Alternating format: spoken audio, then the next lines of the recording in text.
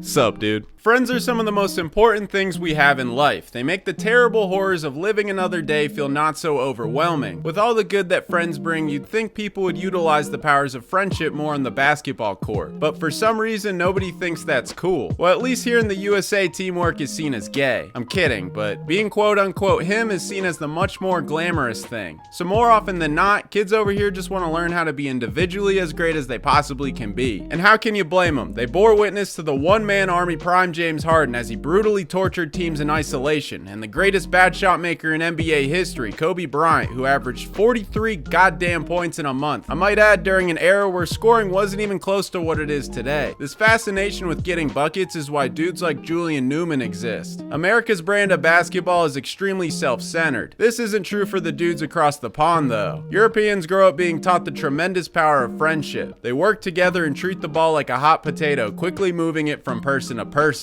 Modern NBA teams have gotten smarter and implemented more of this style, but there are still a ton of dudes like DeJounte Murray or Kawhi who kill in isolation. It's pretty ironic two former Spurs are at the top of the league in terms of ISO scoring. San Antonio has always been a franchise that really took a liking to the European selfless style of play. That stereotype stayed consistent this season with them drafting Wet Banana. Prior to selecting the 7'4" French mutant, the Spurs had drafted countless other freaks from across the pond. Late in the second round of the 1999 draft, they picked up their first one ever. His name was Manu Ginobili. He was a skinny Argentinian shooting guard who played with tons of passion and competitiveness. The Spurs scout first saw him during the U22 FIBA World Championship, and it was love at first sight. He wouldn't play for San Antonio until 2002, but when he finally made it over, it was well worth the wait. You see, a year prior, the Spurs had drafted another foreigner, an extremely quick French future home wrecker named Tony Parker. When Ginobili arrived as a rookie, Parker was fresh off a really solid playoff debut. He helped lead the Spurs to a first-round win over the Supersonics, averaging 17 points while shooting 53% from 3 on 3 attempts a night. In the second round, they unfortunately were confronted by Bean and Diesel, who skull-fucked them and sent them on their way.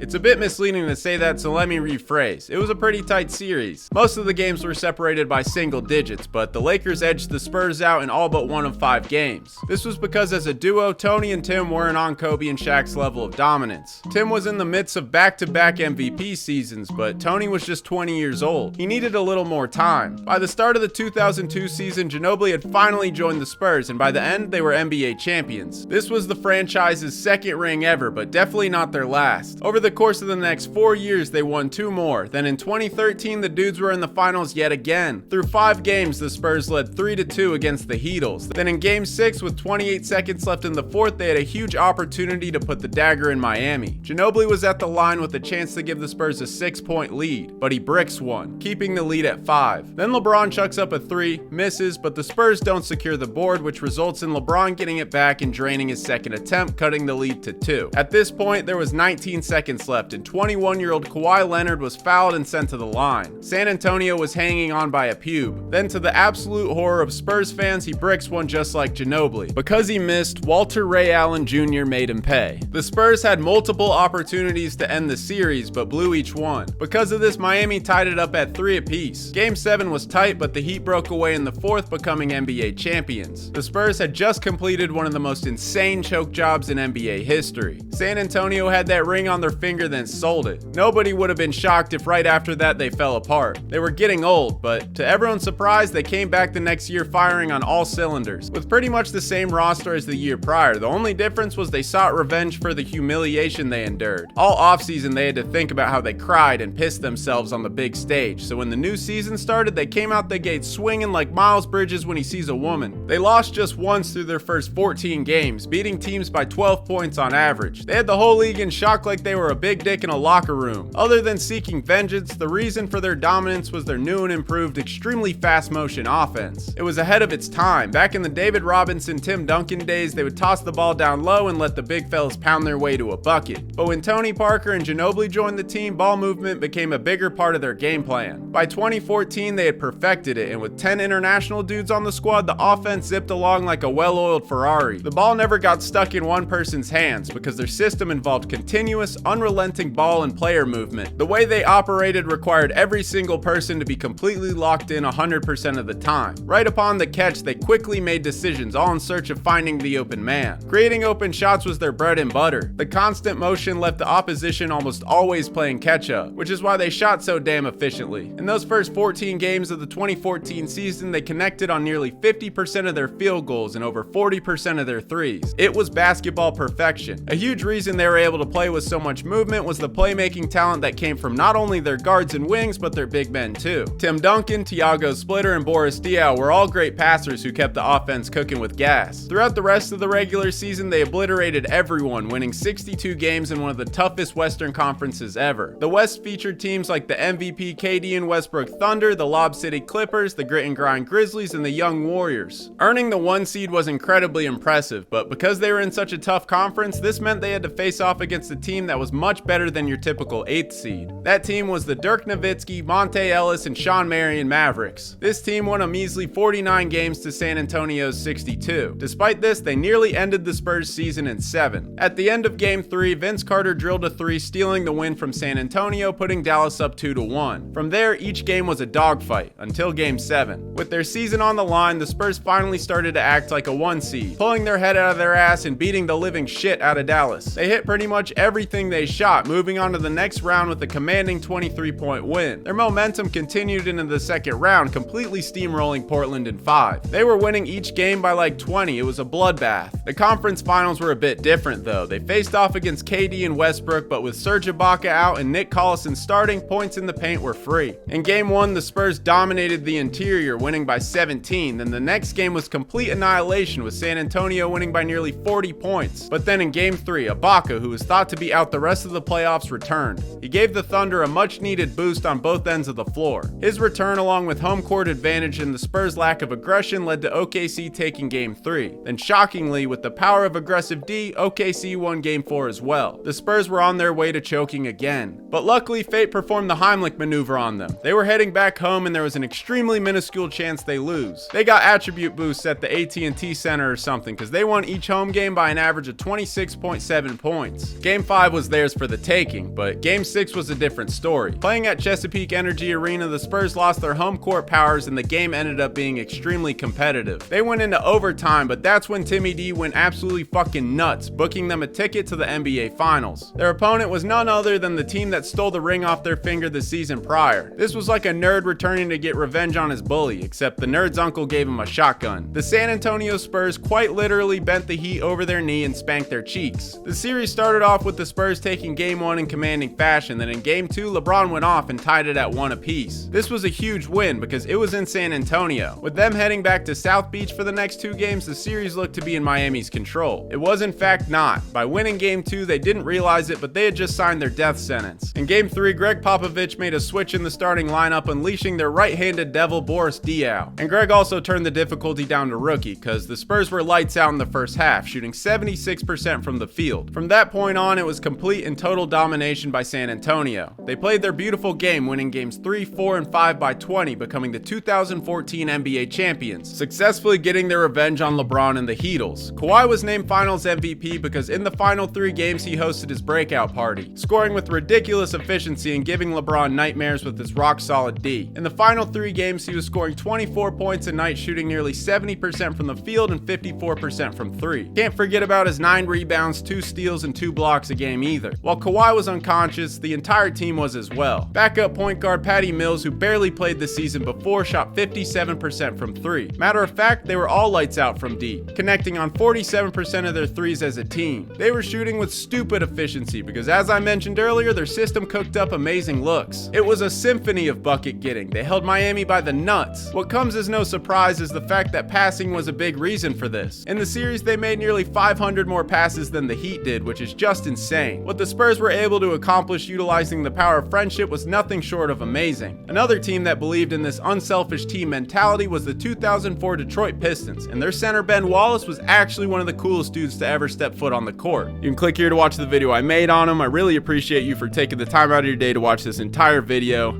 Thank you. Bye, dude.